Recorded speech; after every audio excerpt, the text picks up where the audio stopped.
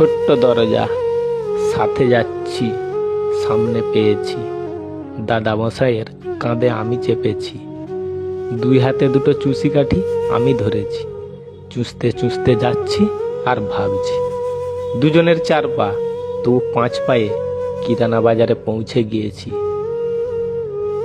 2 টাকার চুষি কাঠি আবার কিনেছি। জল তেষ্টা পেয়ে গেল, হি হি করে কাঁদছি। দাদামশাই বলল আমায়, এইখানে দাঁড়া, আমি জল আনতে যাচ্ছি। উপর দিকে তাকিয়ে আছি, সকালবেলা, তবু আমি উপর দিকে চাঁদ দেখতে পাচ্ছি।